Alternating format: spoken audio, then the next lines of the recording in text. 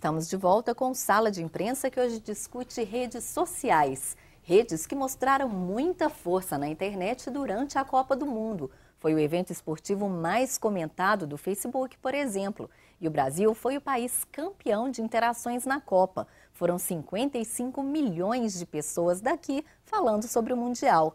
Em seguida, vem Estados Unidos, México, Indonésia e Índia. De acordo com o Facebook, 350 milhões de pessoas falaram sobre a Copa do Mundo por lá.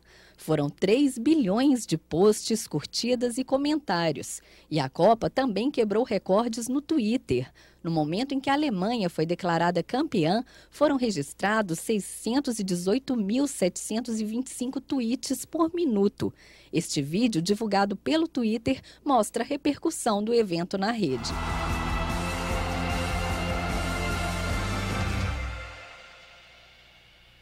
Caio, como a gente viu aí, por que as redes sociais saíram tão vitoriosas na Copa do Mundo? São plataformas de mídia social que permitem que todo mundo vire emissora de TV, jornal, vire um editor. E isso é muito bacana, porque dá um poder para o cidadão comum, para o usuário, de falar para o mundo aquilo que ele acha que é importante. E as pessoas que se relacionam com eles, ou com esses editores, ou com todos nós, né, elas vão valorizar ou desvalorizar esse conteúdo. E todo mundo quer ser valorizado. Então, você está o tempo todo querendo mostrar para as pessoas que você flagrou alguma coisa interessante, que você viu algo legal. Então, teve aquele caso do jogo da Alemanha aqui com o Brasil em Belo Horizonte, que o ônibus estava andando por uma avenida e tinha uma moça correndo atrás do ônibus, o helicóptero mostrando na TV ao vivo, e a moça tropeçou e caiu. E em questão de minutos já tinha a foto, o vídeo, uma GIF animada rodando pelas mais diversas plataformas. Então, isso é muito bacana porque mostra os flagrantes, as pessoas flagrando situações e divulgando. Isso é muito bacana, né? Mas esses números foram surpreendentes ou já se esperava? Olha, tende a ser crescente, né? Porque cada vez mais o número de pessoas que usa smartphones está crescendo, o número de pessoas que está ativamente conectado está crescendo, o uso da segunda tela, então enquanto você está assistindo televisão, você está com o tablet na mão ou com o celular na mão, isso daí também tende a crescer, a televisão não é mais o centro da atenção, o jornal, a revista, então agora você está o tempo todo conectado. Eu acredito que nos grandes eventos, nos próximos grandes eventos, isso tende a crescer, não vai ter um momento que esse foi o ápice. Sempre estaremos crescendo. Nas Olimpíadas também vai ser grande, a gente tem que lembrar que a Copa do Mundo é um evento de proporções gigantescas, então esperava-se um número gigante. Né? Mas na próxima Copa vai ser maior ainda, não é porque a Copa foi no Brasil que é porque o Brasil é mais social e tal, não, é porque coincidiu. No próximo grande evento também você vai ter muita coisa disso, né? Muita interação. Isso também tem a ver com, como você falou no primeiro bloco, o uso dos aparelhos móveis. Hoje o Brasil tem mais aparelhos celulares do que pessoas mesmo, é mais de um aparelho por habitante. E 40% já são smartphones e as empresas estão trabalhando para que dentro de 2 ou 3 anos 100% dos aparelhos já sejam smartphones. E a gente tem também aplicativos, por exemplo, o Instagram, o Vine, que só funcionam na plataforma móvel. Você não tem a possibilidade de usar isso num computador em casa. Isso pode aumentar esse número de interações. A gente viu um recorde agora na Copa do Mundo. Esse cenário pode favorecer também que daqui a 2 anos, nas Olimpíadas aqui no Rio de Janeiro, que a gente tem um novo recorde de interações? Olha, é provável. Talvez as atenções nas Olimpíadas elas se dividam, né, entre as diferentes modalidades de esporte, etc. Mas o volume de interações eu acho que vai ser igual ou superior. Por quê? Mais gente participando, mais gente postando foto, diferentes ângulos, um monte de coisa acontecendo. Né? A gente viu isso, não é exatamente uma surpresa. Né? No caso daquele atentado na Maratona de Boston, há algum tempo, a gente pôde perceber aí um monte de gente analisando imagem de circuito interno de monitoramento, câmera de celular, vendo as pessoas, os presentes ali por diferentes ângulos, muita gente postando o que achou, imagem de celular, porque as emissoras de TV estavam prestando atenção em outras coisas, então as pessoas com celulares prestando atenção em coisas diferentes. Mesma coisa aqui nos protestos no ano passado, agora na Copa do Mundo. Então você vê uma coisa bem interessante que aconteceu, é que o que as pessoas colocaram nas plataformas moldou um pouco a discussão, claro, em diferentes nichos, especialmente na final. A mídia de massa, óbvio, por interesses políticos e etc., né, não mostrou com o destaque, a meu ver, merecido, os protestos que aconteceram no Rio de Janeiro. E isso as mídias sociais deram conta. Então, o pessoal no Facebook mostrando a atuação da polícia ao redor do Maracanã, as prisões no dia anterior para evitar as manifestações. Então, tudo isso mostra o poder dessas plataformas que dão ao cidadão essa capacidade de fazer a informação que não chega pelos meios tradicionais, chegar agora às outras pessoas, né? Realmente está muito preso nisso que ele falou mesmo, esse comportamento onde essa forma de comunicar está sendo mudada. As pessoas não aceitam mais apenas ver aquilo ali e talvez se ela acompanhou, vivenciou, não dá a opinião dela. Todo mundo quer ser um pouco de comunicólogo ali. Então eu quero também falar, não, peraí, a mídia está falando assim, mas eu estava lá e a minha visão foi totalmente diferente. E realmente essa ajuda, né? Nessas questões mesmo dos protestos, teve uma confusão com um policial que agrediu um repórter.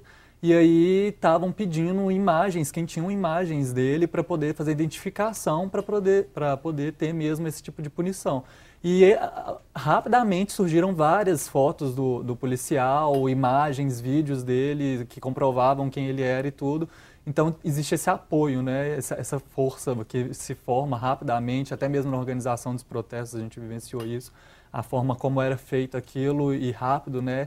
Então, brincavam-se muito que tinham ativistas só de sofá e aí, de repente, aquilo ali tudo saiu do online, foi para o offline e virou aquela grande, né, evento que a gente vivenciou no ano passado e que teve também um pouco esse ano.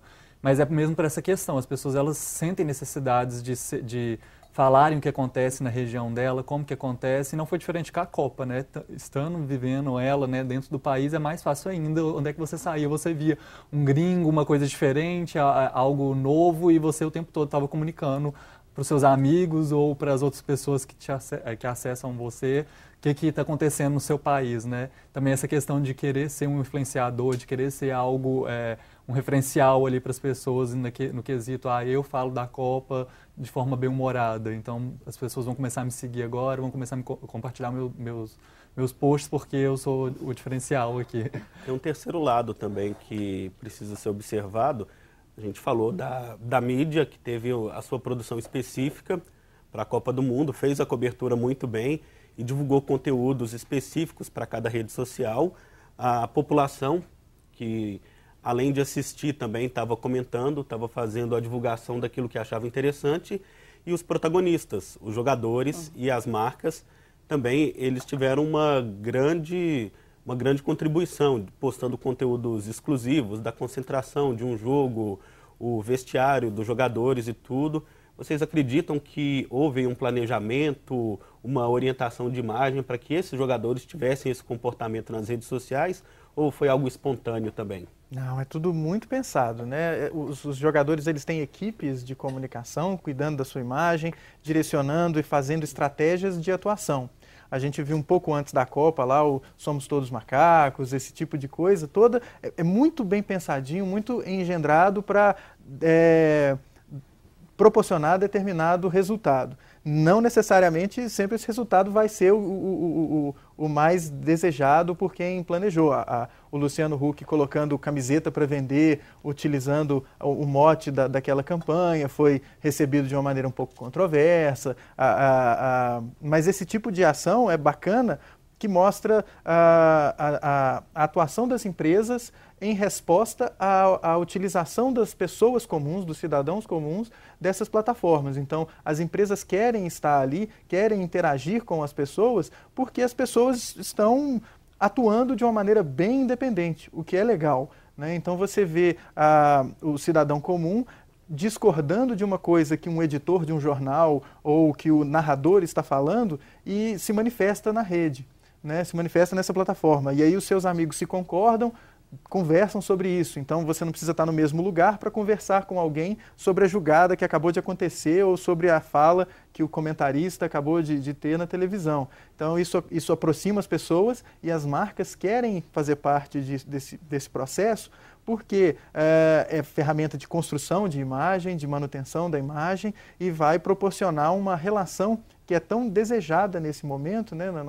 no nosso presente, entre as marcas e as pessoas. As marcas querem ser amigas das pessoas. E tem muita gente que rejeita isso, tem gente que acha que isso é bacana, de ser reconhecido, de conversar com a marca, às vezes ter a sua opinião levada em consideração, uma reclamação, um contato mais direto. Isso tudo é parte de um complexo de relações que vai levar ao sucesso ou não de marcas, né? E a campeã, a seleção alemã, ela fez um trabalho intenso nas redes sociais desde o início da Copa também, não foi? Ela fez um trabalho, acho que a delegação alemã, ela tem um mérito que é o de se colocar como uma protagonista e enxergada por todos como do bem. Ela construiu o seu centro de treinamento e depois deixa esse legado, aí se integra com a população local, faz a doação, faz projetos sociais, atua de uma maneira muito bem pensada nas plataformas, então para ganhar uma intimidade, não faz chacota com o brasileiro depois de ter vencido por 7-1 no Brasil, então podia ter dependendo da reação da seleção alemã, ou da delegação alemã, podia ter uma revolta do brasileiro contra a Alemanha, mas o que aconteceu foi, não, eles mereceram, eles são bacanas, né? Você vê que a reação que aconteceu quando os alemães chegaram à Alemanha e fizeram aquela dancinha, tirando um pouco de onda com os argentinos, aquilo teve um impacto grande na Argentina, que motivou um pedido de desculpas no outro dia da Alemanha, né? Falou, poxa, a gente não queria ofender ninguém. Então, isso não aconteceu, porque foi tudo muito bem pensado, foi tudo muito bem trabalhado e foi bem recebido também. E a atenção do brasileiro estava muito mais voltada a falar mal do Filipão, que engraçado que até poucos dias estava todo mundo falando bem dele, e a seleção era maravilhosa e tal, e aí eles perdem e todo mundo é demonizado, é hostilizado e tal. Então, graças aos influenciadores, né? Então tem muito influenciador que fala uma coisa e aí os seus seguidores replicam e essa mensagem reverbera e ganha um poder grande. Então essas plataformas elas são muito úteis e muito interessantes de serem observadas por causa disso, dessas pequenas ações que às vezes geram grandes resultados, grandes efeitos. E é de novo por isso que as marcas estão ali. Então a seleção alemã fez esse trabalho, os cartazes que alguns torcedores mostravam lá no Maracanã no dia da final, né? Nós não vamos deixar que eles ganhem na sua casa. Então, isso daí faz com que os alemães sejam enxergados como, poxa, eles ganharam da gente, mas então agora eu vou torcer para eles também, porque tem um inimigo maior comum que é a Argentina.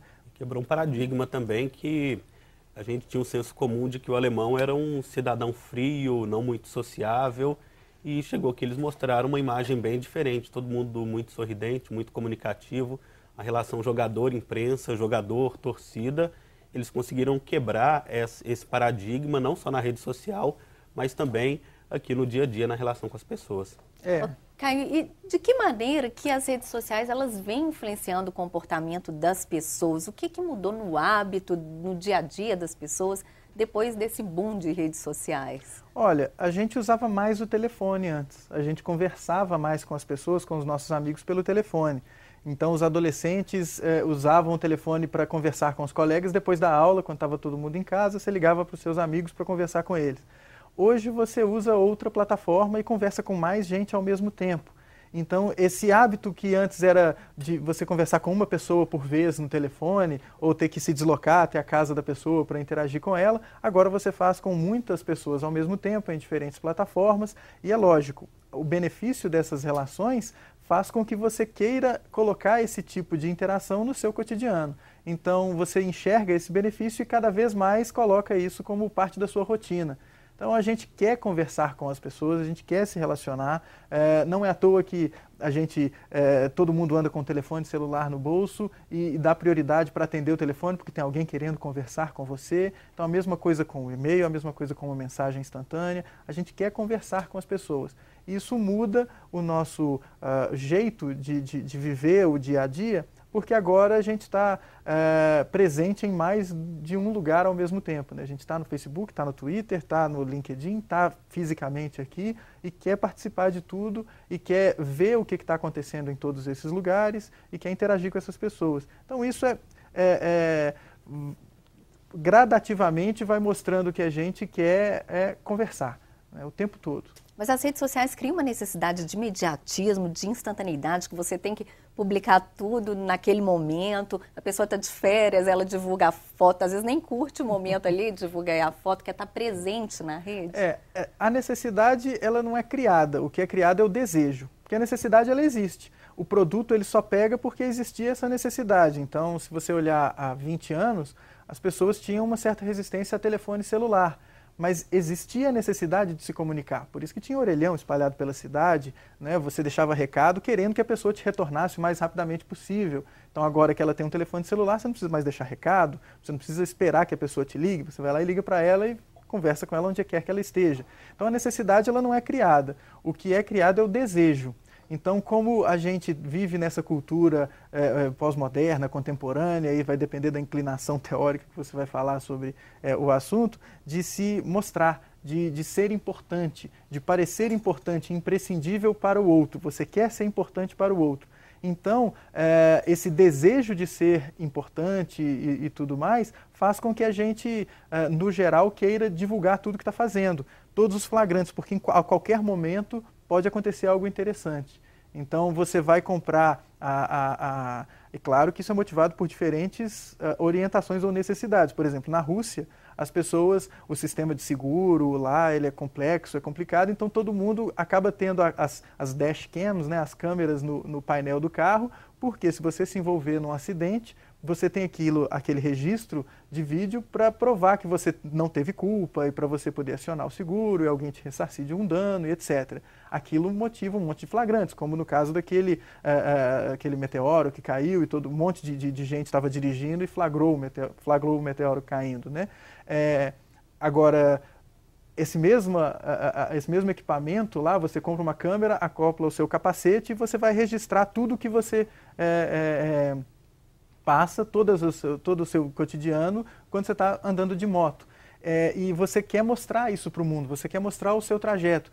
Às vezes não tem um interesse muito grande, não tem qual que é a motivação de eu enxergar qual foi o seu caminho, mas ainda assim você coloca porque pode ser que você flagre alguma coisa e isso se torne importante, você consiga influenciar alguém, ou você pegar aquele momento, ou o viaduto caindo, né? Assim, essas câmeras de monitoramento ou pessoas com câmeras de celular, que aconteceu alguma coisa importante, vou sacar minha câmera do celular e vou começar a registrar, né? Então, esse tipo de necessidade que a gente tem de mostrar o que está acontecendo vai só fortalecer essas plataformas e vai mostrar que o cidadão comum, ele tem muito a dizer e ele pode ser editor do seu cotidiano. E as pessoas estão interessadas nisso. A gente vê isso como um reflexo aí, os programas de realidade, os reality shows. A gente quer ver o cotidiano das pessoas, a gente, sociedade. E se esse cotidiano vem sem passar por um filtro, sem o Boninho falar o que você deve e o que você não deve fazer, e for uma pessoa que eu conheço, mais legal ainda, né? Essa questão mesmo do bastidor, né, que as pessoas têm interesse em saber o que acontece além do que é mostrado. Então, e a internet, ela dá essa zona de conforto, né? Primeiro porque você pode fazer as interações com pessoas a longa distância ou muito próximos da sua casa, do seu sofá, e ao mesmo tempo aquilo te mascara também para você fazer da forma que você quiser. Então, se você quiser fazer de uma forma maliciosa, você constrói um personagem ali. Ou se você quiser fazer de uma forma aberta, você mostra mesmo quem você é, sem pudor algum também. Então, esse comportamento também muda, né? O que é talvez pouco aceito no presencial, no online talvez se torna o referencial, entendeu? Para algumas pessoas. Então, E isso também contribui muito para esse sucesso, né? Quem às vezes é super tímido nos contatos diretos, ali no online, ela é a pessoa mais descontraída que existe. A gente precisa fazer mais uma pausa e daqui a pouquinho a gente continua a nossa discussão sobre redes sociais. Até mais!